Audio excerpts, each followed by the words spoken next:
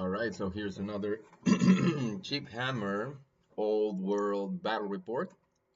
In this particular battle, we got the High Elves of Old One against the Vampire Counts. Now we're finally breaking another one of our army to have a battle. Some units are being proxied, but not a lot of them. We still have a very solid Vampire Counts army, so you're not gonna see a lot of like, yeah, just I say it. Just the Imperial Guard, the last cannons just flying around pretending to be Bargeist and things like that. We try to keep it consistent. The other thing is, like, for example, our friend wanted to play Black Knights or Blood Knights. So, since I don't have the models, you are going to see some Lizard Man, Cold Bloods, just pretending to be Black Knights. And because of um, the dimension of the battle we wanted to play. I think it was like 2,500 points or 2,000 points. Yeah, so yeah, I think I like put a little bit too much in the battlefield in terms of scenario, just to make it look better, like a river there in the middle, and some rocks and some ruins. But well, it looks nice at least. So anyway, on the side of the vampire counts, if I remember correctly, he had like a small block of skeletons, some blood knights, some black knights, a small unit of graveguard, some a big unit of 10 the hounds, the dire hounds, I think they're called. A corpse guard, which is proxying as the black coach right now. Some, I think it was another unit of black knights all there in the other side. Some zombies and some ghouls, and I think he had like there was a necromancer and two vampire counts. That was his whole list. A white king, because you gotta put a white king every time that you play with the graveguard, otherwise they don't go to battle. And I don't remember what the gyrocopter was proxying as. I think it was maybe a bargolf or something like that. But in any case, and on the side of the high elves, you got a unit of spearmen, some silver helms, some sisters of Avalon. I think it was a unit of Phoenix Guard, or maybe it was just a unit of. I think it was a unit of Phoenix Guard, archers, and that's pretty much it. I think he didn't put any scouts in it. So let's go to the second picture. All right. So on the first turn, let's see. First turn. So I got a lot of pictures that are repeating. First turn is pretty much just like I think it was the Hiles, the one that won the first turn. I think it was the Vampiricans. I don't remember. Let's see, because most of the pictures are not really showing much difference. I think there were some. I think the first one, the High Elves, and they just cast a vortex over there. We're using one of the templates, the big, large blast template, and it was casted in front of that small unit of Grey Guard over there. Maybe some shots were fired from the side of the High Elves, but not much damage was caused. So yeah, let's see next picture. Let's see if something else happened. There's some measurements being taken, so probably it was like Vampire Count's turn. So uh, it's about, I think it was maybe just measuring to cast some other spells or to shoot something, because Vampire Counts don't have anything like archers, something like that. That is unless you put some of the archers from the Tomb Kings in as allies, which is one great thing that you can do with Vampire Counts. Like back in the days, you were just lacking that ability of shooting at things. But now, in all world, you have that possibility of just joining forces with the Tomb Kings of Camry. So now you got archers and you got some catapults, of course, of allies from the Tomb Kings. And I suppose there has to be some boosts, some power-ups, or anything else that you can get exclusively if you play the Tomb Kings. Well, you're not gonna get them with the vampire counts, but it's nice to have that possibility of having some range with the vampire counts to put some pressure in the units front that are on the back, so that you force them also to have to move, and in order to move, they will lose some of its ballistic skill or they get some penalties. but it's nice to have that instead of just having a just a typical vampire count army that has to have sufficient wounds to absorb all the damage that is going to be thrown at you from just like magic missiles and vortexes and there's arrows and etc etc. Let's not say about the empire or the dwarves that have all those war machines. So to sustain all the, to endure all the damage that they're gonna throw at you until you can maybe get into combat. Because also with I think it was necromantical undead or something like that, the rule, which does not allow you to march. So you depend really hard on conveyance spells and things of such. Enchantments and conveyance spells that can push you a little bit further. There was one, I think it was Hellish Vigor, or it was not Van Hell's Dance Macabre, but it was Hellish Vigor that allow you to just cast that, and you get a reserve move. So if you move 5, if you get that, I think it was an ability that you can make them move 5, so you get another 5 inches, so at least you get 10, which it's kind of like a response to the problem of not being able to move in time. But you have to take that in consideration. Like, you, of course, you can just revive your army, you can re-wound certain abilities, certain units, and things like that. But the fact that the army is really slow, it just leaves it doesn't give you enough time, or there's not really any formal strategy to try to get them as fast as possible to the enemy. Granted that you can use the hounds to just move them as fast, use Vanguard and all the things that they have to just put them right in the face of the enemy, and they're really cheap, which just brings you, which gives you an opportunity to just like put a lot of hounds and just put them in the corners, something like that. Just vanguard them, get them as fast as possible to the front. So in this case, it's a great shot for 40 points because it's just going to disturb the enemy line, and it's just going to allow you to distract the enemy while, because they cannot concentrate on just shooting your massive units. So you have to use a lot of chaff. Vampire counts have to realize, you have to realize that you have to get and use a lot of chaff in order to distract the enemy. Otherwise, they're just going to focus on your main units and they're just going to target them and kill them. So that's that. So yeah. Anyway, so back to the picture. So just some measurements, casting some spells upon the main unit, and some arrows being shooted at the vampire council. Not much has happened. It seems like the gyrocopter, which was cosplaying as something else, got shut down. So probably the archers just micro targeted, and it got completely removed from the map. So yeah, that's one of the things that you have to take in consideration. It's like um, then again, when it comes to chaff, like, mm, then the enemy perhaps is not that dumb into just like wasting so many shots on chaff. Like, if he has no other option and you're about to charge or something, or just flank him, of course he has to shoot, because otherwise he's forced to deal melee with your chaff.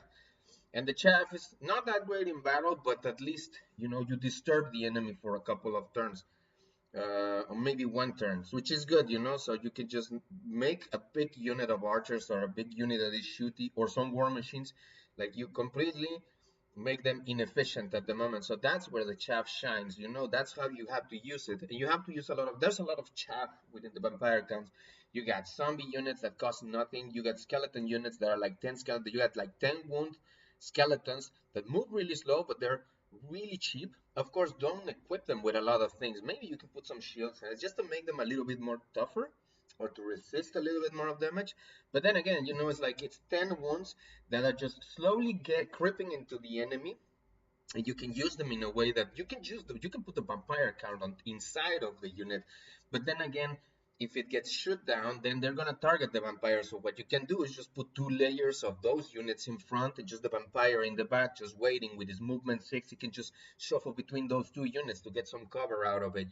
Use your chaff to cover your vampires before you reach to the enemy, and just send the vampire by himself just to try to kill. Because by himself, I mean, if you equip him, if you just get one vampire throw and you put him on a great weapon, you're already looking at a guy that has movement 6, strength 5, toughness 5, 4 attacks, and with a great weapon, that's gonna be strength 7. So it just depends. Like, you can just use the great weapon, and by itself, you're gonna be hitting with his weapon skill 5 and its strength 7. You're gonna see probably threes or sometimes fours, and then you're gonna see, and you can put them another maybe a thing that makes him a roll or something like that, or a vampire power that allows him to do something else, and then you're gonna see like that on twos. So he's going to cause the damage. Of course, you gotta realize that, for example, the enemy could have possibly have banners and everything, and he's gonna try to do some wounds back. So take that into consideration. Perhaps if what you can do is just put three chaps that just cover the vampires, and if you send one vampire, what happens if you send three of them? And don't use the big block of chaff. I mean, you can just bunker the vampires in a unit of zombies. Like you can put a big unit of 80 zombies. It's not gonna cost you anything. Put the vampires over there and just try to move them and boost them out with a necromancer that's in the back, just to try to make them get to the enemy as fast as possible. So then when you reach the enemy, you got the bunker, you got the zombie ones, which are not going to cost anything, but three vampires at the same time, and you got the plus ranks and everything, so you don't lose in combat. Or at least when you crumble, those zombies crumble and not your vampires. So that's one way that you can use them, because the idea is that the vampires are the ones that are supposed to cause the damage. Anyway, so let's see what happens in the next picture. Okay, so now vampire counts have moved. Everything just straightforward, just reaching half of the map. So the wolves are reaching close to where the river is, which we're not taking as we're taking consideration that it's like a shallow river, so you can just walk through it. So that's not really a problem. No inconvenience when it comes to that. Later on, we will start to just like um, put the rules of what scenery is and everything. But for now, you're just experimenting with different armies, the meta of each one, what units are more effective, and everything.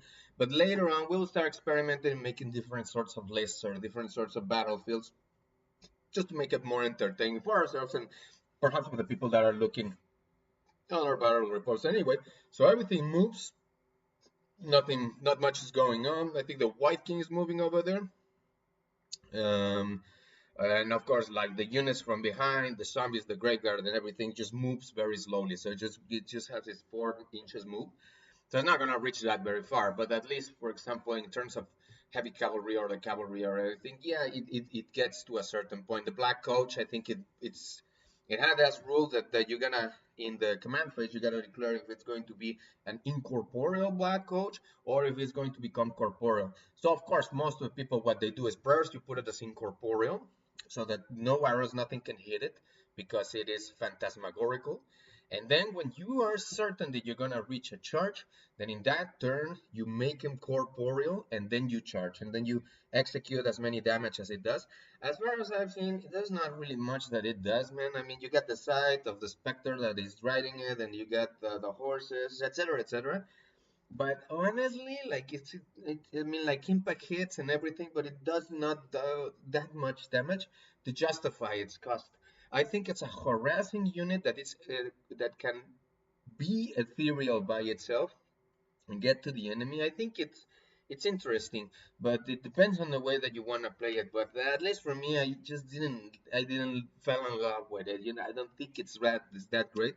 But then again, I haven't played Vampire Counts. Actually, the guy that is playing the Vampire Counts right now, it's not even me. It's just it's my brother against a friend of ours, Nick, which is playing the Vampire Counts at the moment.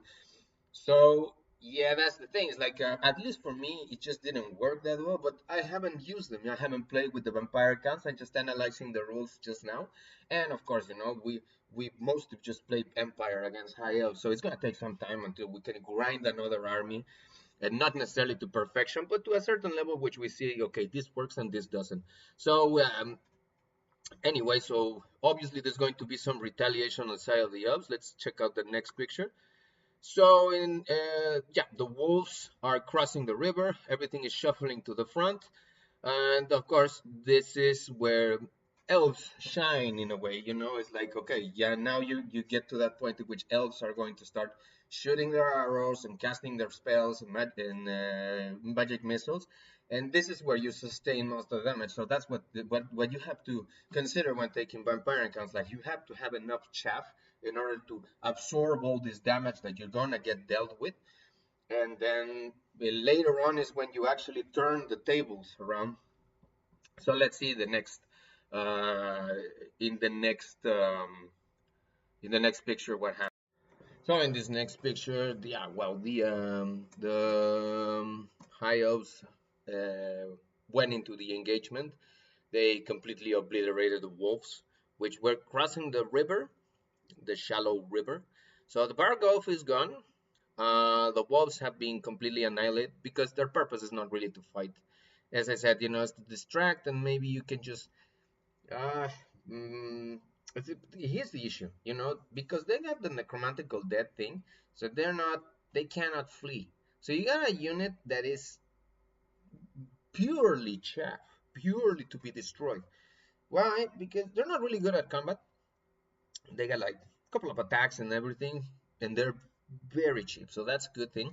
But here's the thing, it's like when you cannot apply tactics of kiting or pushing units into what do you say? You cannot just like make units follow you either by its frenzy or sometimes with impetuous. So you just work that the rule in your favor with hounds because they cannot, you can't kite them. They're just gonna receive the attack. There is some sort of like let's say a 50% kiting because you just pull them to a certain direction. They're gonna charge that unit, but then they're gonna get destroyed. So you don't have a chance to just like keep guiding them outside and outside of the battle because they don't flee. That on that don't flee, they just take damage and then they just disappear. So that's the thing. So in this particular case, of course, when you send the hounds directly into high elves, so you get charged by the high elves. In this case, by the silver hounds, slash I think it was I don't remember if it was like a Phoenix Guard, a Lothern Seaguard or something like that. It was a pretty beefy unit of high elves. Let me just see zoom in for a little bit. It's Spearman, so I assume because my brother really likes to use the Lothern Seaguard, I assume it's going to be the Lothern Seaguard. Of course, you don't get the bonification of the spears, but two charges, that means that two of your hounds are already gone because of combat resolution. You're not probably not going to cause enough damage because they're not really good in weapon skill and strength. Very mediocre. So maybe you can cause one wound, something like that with the hounds. But then when they charge and everything, they're just by combat resolution. Let's say that you got like 3 extra ranks. So yeah, there's already 5 hounds gone just by charging and combat resolution and the extra lines and everything, and just by pure damage they just wipe out the whole unit. So not necessarily the best. It's like 80 points just went down the drain, and you didn't really redirect anything. His units are just there waiting to get charged. Or for example, there's over there, you cannot see it because of that little tuft of grass over there, of tall grass. But behind it, there's the corpse guard, this cosplaying in this battle as the Black Coach. So of course, you what happened, or I think what a good thing that happened is, okay, you put the guys over there, and they get charged, and then they get killed. But now you have the perfect flank charge from the Black Coach. So hopefully that's what's gonna happen.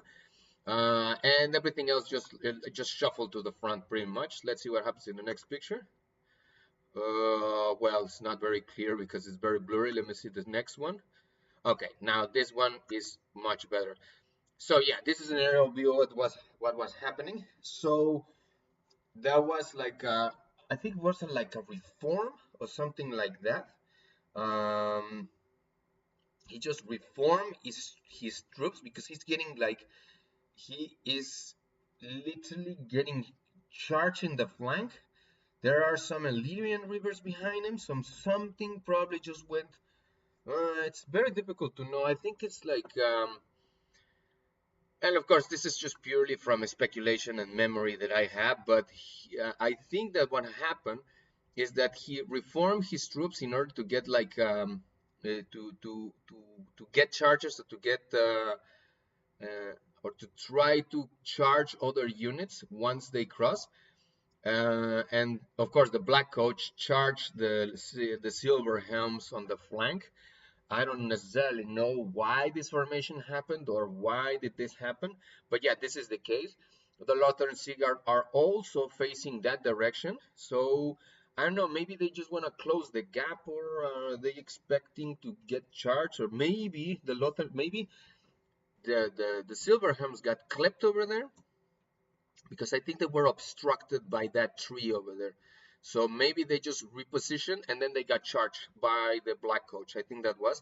And the Lothern Seaguard is reforming to try to charge the black coach and just take it out of the battle and just get ready to be receiving all the charges from the skeletons or the graveyard that are behind with the vampire camps.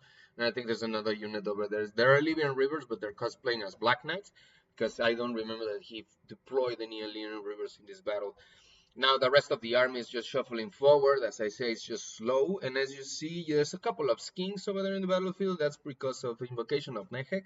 So he raised some undead. It's not really gonna do any difference. So let's go to the next picture. So yeah, as predicted before, there was the idea was to reform the Lothern Seaguard, charge the Black Coach. The rest of the undead army is not in charging range, so probably they tried to charge the Lothern Seaguard and they failed charge. So yeah, that the Black Coach is as good as dead, and not necessarily because the hits are great, but the combat resolution and the crumble rule is just going to completely just wipe it out. And the issue over there is like some of them have Indomitable, so some of the combat resolution can get nullified by Indomitable. But when it's too much, when it's overkill, you know that it's completely gone. Unless you got those, I think with some power ups from the vampire accounts that just say like, okay, it doesn't matter how much combat resolution you got, I'll just take one freaking wound and I'll just stay here. And that is kind of dangerous. That's good, but other units don't have that possibility. So yeah, you're just gonna absorb the full potential of the combat resolution and just get completely crumbled. So yeah, everything else probably just shot and it's taking casualties.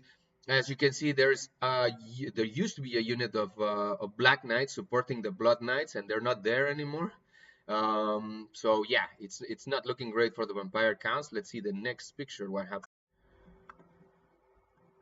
So, as predicted before, it's the Black Coach got destroyed, and the Silver Helms are charging directly into that unit that I presume it's a bunch of Black Knights, which, yeah, I mean, this is gonna be a very, how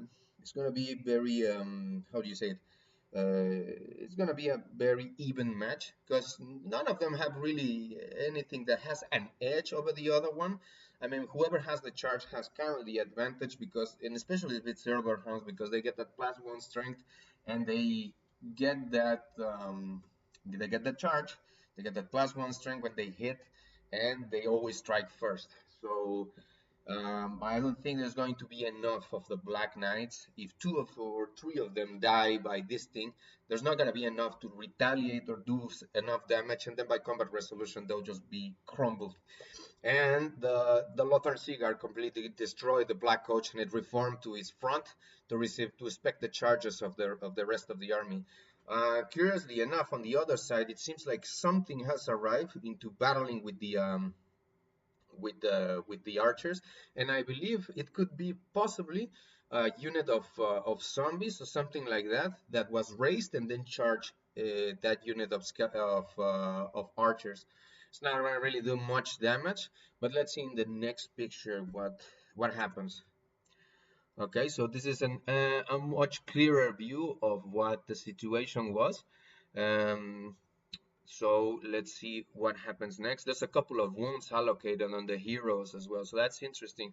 Oh yeah, well, as you can see, also the unit of Blood Knight has sustained some damage, and that is massive, massive. Why? Because they are really expensive. They're a very elite unit. So if you wipe out two or three of them, you got a very crippled 5 strong unit. That's the thing. It's like I don't understand why they don't have 2 wounds. They're vampires, aren't supposed to be really strong. Like, yeah, they got great toughness and they got great strength, but like 1 wound. So the archers pretty much just can mutilate them. And besides, I think there's something that I have to correct. Like the unit of, yeah, exactly. The unit that I thought it charged, like that I previously mentioned that, oh, there was some zombies that probably charged the firing line of the archers. that wouldn't make any sense because they would just get like stand and shoot and they would completely get eliminated. Now, if you look closely, now that I assume it's just spearmen over there, they're a little bit more in the front to receive the charges before the archers receive them. So yeah, Blood Knights are down. The Silverham's charge. Yeah, it's not looking great. Let's see on the next picture. So yeah, okay. So what happened over here in the next picture is like the whole front, the whole units of zombies that were like risen are trying to shuffle forward. Blood Knights as well. Those heroes, the Necromancer, everything is trying to get to the battle as soon as possible. But the Silverham's completely wiped out the Black Knight, so there goes another unit. And he got charged by both the Grave Guard and the skeletons over there on the Lothern Seaguard. Now you get the advantage from the spears. You got the thrusting spears, Valor of Ages, and everything. So you can hit on every side that you get charged. You can hit with a lot of spears. So that's a good thing with high elves. But the only thing is like, of course, when it comes to spears and it comes to elves, now make sure that the target that is hitting you, it's on the range of possibility to get hit back. Because if you go for spears for targets that have like higher toughness and things like that, well, it's a waste of time. You're not gonna really do any damage. And just gonna get slaughtered. So Battle of Ages and spears and things like that is very situational. It's like big torpedo units, and when you're trying to move or protect a certain place or something like that, so you can make some wounds back. But they have to be toughness 3. And that's on an average. If you There's not a lot of units that have toughness 2, which of course toughness is strength 3 against toughness 2. Wow, that's great because it's at 3. But most of the things, the baseline is 3. So you get strength 3 against toughness 3. You're looking at average throws and maybe some wounds here and there, but there's not really more charm or piercing going on. Nothing surprising. The only advantage with the Valor of Ages and the spears over there is like, okay, you can get charged everywhere and you're gonna attack on every single direction, but it's like it's a very situational thing. Let's see what happens in the next picture. So this is an overall view of what is going on. Archers are completely wiping out those zombie units that are charging. The Blood Knights made their charge into the archers. So yeah, I mean, like 2 of them made it. It's not necessarily the best. And there's a unit of skeletons that is just pushing its way to the middle. It hasn't even reached so far. But at this point, and the Lothar Cigar haven't really retaliate yet.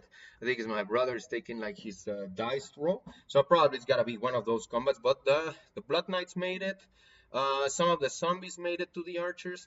The other ones, the White King and all the other units are just like slowly getting there. Not much going on. But yeah, I mean, like, let's see what happens in the next picture. In this one, well, the unit of skeletons that was in front of the Lothern Cigar got completely mulched. They got killed. So probably those silver hams are just like turning around, ready to engage the unit of Graveguard, which is just throwing hits at the Lothern Cigar. Probably the only casualties that were done to the Lothern Cigar by the Graveguard, or maybe some of the archers and things like that. The archers, sorry, the skeletons. But overall, more than that, I don't think they really did much damage. The Blood Knights did some wounds over there, but apparently they didn't do enough, and I don't know if they sustained any damage from the stand and shoot. Probably, maybe not. And that would be like that would be crazy if they didn't, because I mean, only with 10 arrows you could easily just take another one of them out. So yeah, I think it was a bad throw. The unit of zombies that was charging got completely killed by the high elves because always strike first, and they still got like a weapon, very this like the baseline weapon skill, which is higher actually than the fucking zombies. So it's like a weapon skill 3 against 2, and then strength 3 against toughness 2. I think it is, so they just get eliminated. There's not even a chance. There's not even a contest. And so yeah, pretty much that's at this point, because the next picture is just the battlefield but without any miniatures. So I think at this point they pretty much just decided to concede the game to the high elves. There is not much in the battlefield to just fight back, because the Blood Knights probably got wiped out for combat resolution, maybe just 1 or 2 points. If they didn't do enough damage or enough wounds, yeah, they crumble as well. And some of the ones maybe just passed, so or they get charged on the flank or something like that, because that's the thing with cavalry. It's like you gotta get decent hits when you get to that when you approach the attack. If you don't get decent hits on the first hit and they get stuck, they're probably gonna get stuck. Especially when you're dealing with undead, they're going to crumble, and then you're it's possible that somebody else can charge you on the flank or something and just eliminate your unit completely. So probably that was what happened. Maybe one of the heroes of the Viking got shot down by the rest of the arrows. As you can see, the whole most of the army is not reaching the battlefield. So yeah, I mean, like what you get is like you got a couple of heroes over there, necromancer, two vampires that are just going to get targeted by the arrows or some magical spells, something like that, and you don't really have an army anymore, as you don't really have those bunkers of wounds that could allow you to win the battlefield. So that's pretty much it. It's like we finished up the game and it was a victory for the vampire counts. Of course, there's a lot of things to learn about this battle. It's like as I previously mentioned, use your bunkers, defend your vampires. A lot of people are arguing that you have to use this. Is necessarily that you have to put a vampire dragon, and of course, yeah, I agree with that. It's easily one of the best units in the game right now. Um, Remember to use your conveyance if you're trying to move a whole army to the front. You remember to look for within illusion, necromancy, and dark magic what can you use as enchantments and conveyances to try to push your army to the front as fast as possible? And use a launch up to distract his army. That's as best as you can. Go for a dragon so you can have one unit that's a very killy unit that's going to distract him, or maybe go for two. You can maybe also use a Mortis engine. I wouldn't necessarily use the Mortis engine because, of course, you could put up a level 4 wizard on top of it, and it has some boosts in terms of casting and stuff like that. But when it comes to battle, it doesn't do much. It has 3 banshees. I think it can scream 3 times, things like that. But again, it's like it doesn't have that punch that it needs. It's more of a booster unit. But you can definitely use it if you want to use it. I personally don't see much of a use for it, but that's because I haven't played very well the army. We have to explore different possibilities as we did with the Empire. Terror guys, you got stuff like that. But there's a lot of things that are very slow. So you have to make sure that if you're gonna put them, that you have to put them in order with a strategy or a synergy that's gonna push them to the front. If you don't do that, then you have a very slow army, as mentioned in the last picture. Like there was bunkers of skeletons that didn't even reach half of the map. They didn't even reach half of the map. It's like that's a waste. That's a complete waste. You could have maybe just break up those units of skeletons into smaller units of skeletons and just march them. Well, not march them, but you understand what I mean. Just move them, and then when they use or concentrate their shots on it, I mean, since the vampire accounts don't have to take panic tests, which is a great thing. Like if they shot them and they don't kill the entire unit, there's one guy that's gonna keep moving, and one guy that's just gonna cause not necessarily a lot of trouble, but they can win a flank or something like that. And it's like, damn it. I mean, like, it could potentially be very harmful. So, in terms of combat resolution or distraction, something like that, like you have a possibility to have all your archers focus on a killing unit. But all of a sudden, you left one skeleton over there from one unit, and he's in charge range, and he reaches your unit, and he's gonna disrupt the whole unit because it cannot fire against the killing unit. It just allows the killing unit to get faster to you, and it distracts you for sufficient time. So that's what I mean, So you leave one of those chaff units, then you do the stand and shoot. You don't kill all of them; they reach the charge, and then they're gonna distract you. So that's how I would say that it could possibly be even better. Two of them, both of them go for the charge. You kill one of them with stand and shoot, but the other one is right there, and now you're locked in combat. Of course, you got your always strike first and everything, but now you're locked in combat with a unit that possibly you cannot make enough wounds just to keep them away, or they're gonna distract you enough that the other unit is gonna come and just completely take out all of your archers or whatever unit you're using. Anyway, so that was it for this battle report. Hope you enjoyed it, and we'll see you on the next one.